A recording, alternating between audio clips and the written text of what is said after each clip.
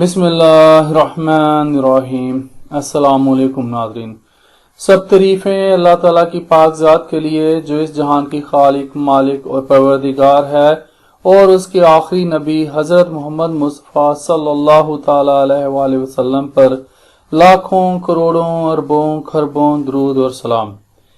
ناظرین، آج کی ویڈیو کا ہمارا جو موضوع ہے وہ ہے NRO یعنی کہ قومی مفاہمتی آرڈیننس، جس کو انگلش میں نیشنل ریکنسیلیشن آرڈیننس کہتے ہیں۔ اس کا مختصر سا تعارف آپ لوگوں کے ساتھ شیئر کر رہا ہوں، تو اس کو جاننے کے لیے چلتے ہیں اگلی سائٹ پر۔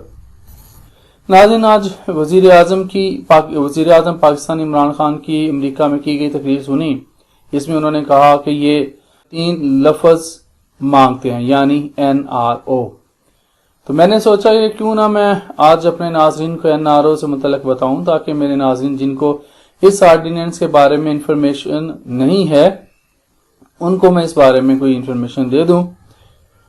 تو ناظرین، سوال یہ ہے کہ قومی مفاہمتی آرڈیننس کیا ہے، کب اور کس نے بنایا؟ ناظرین، قومی مفاہمتی آرڈیننس جسے NRO کہا جاتا ہے ایک صدارتی آرڈیننس ہے جسے سابق فوجی صدر جنرل پرویز مشرف نے 5 اکتوبر 2007 کو جاری کیا۔ یہ آرڈیننس بنانے کا مقصد کیا تھا؟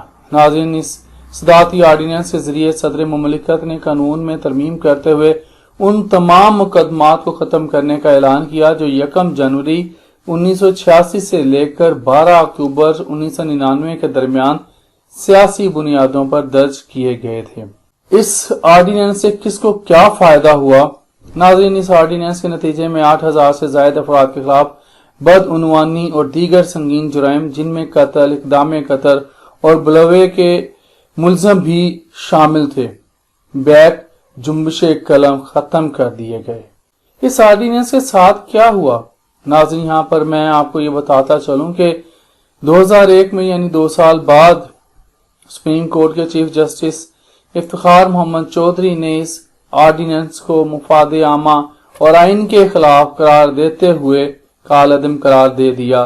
لہذا سپریم کورٹ کے فیصلہ کے بعد NRO دوبارہ پاکستان میں نہیں نافذ ہو سکتا۔ تو ناظرین، یہاں پر میں یہی کہوں گا، پہلے ایسے آرڈیننس ہی کیوں بنانے دیتے ہو، یا ایسے آرڈیننس ہی کیوں بناتے ہو جو آئین کے خلاف ہوں؟ وار منصف، وار قانون دان۔ آج کے لیے اتنا ہی، اجازت دیجیے، زندہ رہا تو آپ کے ساتھ پھر انشاءاللہ اگلی ویڈیوز میں ملوں گا۔ اللہ حافظ۔